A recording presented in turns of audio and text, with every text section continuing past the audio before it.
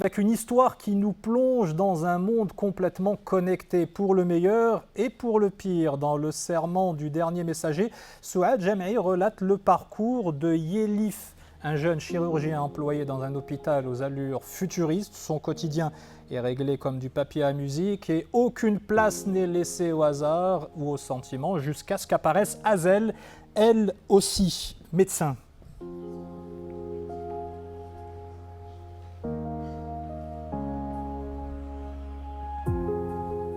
Souad Jam'i que l'on retrouve sur le plateau d'Infosoir Week-end. Bonsoir Souad, bienvenue. Alors vous êtes cardiologue et le moins que l'on puisse dire, c'est que vous nous emmenez à travers ce bouquin qui est là, dans un univers médical assez sombre, aseptisé, ultra robotisé. Vous y avez mis certaines de vos craintes ? Oui, absolument. Je pense que quand on est dans le monde médical, on a besoin de temps en temps d'aller de s'éloigner un petit peu de ce monde et de le voir de l'extérieur. Et moi, j'ai choisi de le voir quelques années, de faire un bond en avant pour le voir, pour examiner d'une autre façon le monde actuel. Et effectivement, il y a des phénomènes qui m'inquiètent. Et je me suis posé la question, que deviendraient tous ces phénomènes si on les laissait évoluer et si on les poussait à l'extrême, voilà, dans 10, 20, 30, même 50 ans. Alors, le personnage principal s'appelle Yelif. Il va aller de découverte en découverte et il se rend compte surtout qu'il n'est pas comme les autres. Absolument. Alors, pour justement lui permettre de découvrir certaines choses, je ne vais pas spoiler, enfin, il y a une intrigue. Et s'il est conscient de cette intrigue, c'est justement qu'il est différent des autres.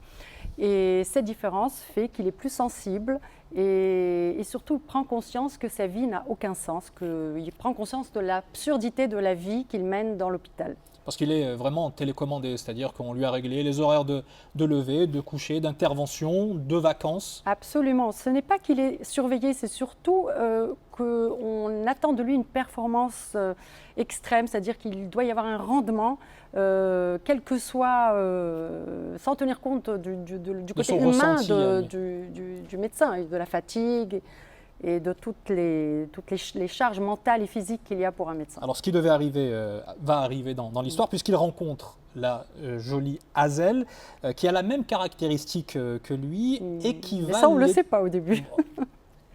A priori, on l'imagine, puisque le courant passe entre les deux. En tout cas, elle va l'aider à mener son enquête. Oui, absolument, mais elle arrive on va dire en seconde position, parce qu'avant cela, il fait la rencontre. On va arriver voilà, à Ali. Mais effectivement, elle va l'aider, mais elle va surtout donner un sens à sa vie. Et cette autre rencontre donc, que vous évoquez, une rencontre cruciale. Ali, c'est celui qui est d'une certaine manière le lien, le pont entre le temps passé et le temps présent, qui est le futur par rapport au temps dans lequel Exactement, c'est un chassé-croisé entre deux personnes, deux mondes et deux époques. Et on retrouve le docteur Ali de mon premier roman, qui est un peu plus âgé puisqu'il a 98 ans. Et il remet à docteur Yelif un journal. Et c'est à la lecture de ce journal que Yelif réalise l'absurdité de sa vie et réalise comment la médecine a évolué et comprend quels sont les enjeux du lendemain, le risque de déshumaniser cette médecine à laquelle il tient énormément. C'est un petit peu ça le but de l'histoire. Ce qui est marrant, c'est qu'il lui remet une clé USB, mais il n'a pas d'appareil pour... il ne sait pas ce que c'est, il n'a jamais vu ça. Qu'est-ce qui vous a inspiré une histoire aussi sombre, au-delà des craintes que vous avez, vous, en tant que médecin, au-delà des réalités auxquelles vous êtes confrontés? Est-ce que c'est la crise du Covid? Forcément, on y pense, parce que vous parlez aussi des big pharma, des assurances qui jouent un rôle important également dans l'histoire, on ne va pas tout dévoiler. Oui, alors en fait, j'ai écrit ce livre bien avant le début du Covid. D'ailleurs, on ne parle pas de Covid dans le livre. Mais ce qui m'a inspiré, vous savez, on a toujours une idée qui germe tout doucement.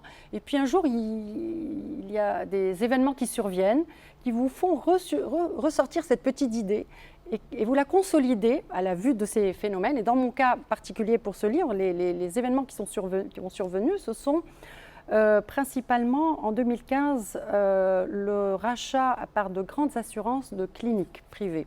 Et le deuxième événement, c'est qu'en 2017, il y a eu, parce que c'est un livre qui germe depuis longtemps, en 2017, il y a eu à San Francisco une start-up qui a créé des cabines connectées. Et j'ai tout de suite vu le danger de ces cabines connectées. Oui, l'intelligence artificielle, oui, la technologie, mais jusqu'où? Pas au point de déshumaniser la médecine. Eh ben, en tout cas, c'est passionnant à lire et on y trouve aussi un peu de la réalité à laquelle vous êtes confronté en tant que cardiologue, médecin. Le serment du dernier messager, c'est signé Souad Jamaï. Allez-y, jetez-vous dessus, c'est disponible en librairie et vous allez passer de très très bons moments. Et puis il y a des choses peut-être qui se vérifieront dans les 20, 30 ou 40 ans, ou pas, on l'espère. En tout cas, dans le livre, on a trouvé des remèdes à des maladies qui ne sont pas encore guéries aujourd'hui. Et ça, c'est peut-être une note d'espoir que l'on retrouve dans votre ouvrage. Merci beaucoup, Souad Jamaï, d'avoir Merci été beaucoup, Wadi. avec nous. Vous en mettez peut-être dans vos pâtisseries ou vous recommandez cela à certains de vos proches pour ses vertus médicinales.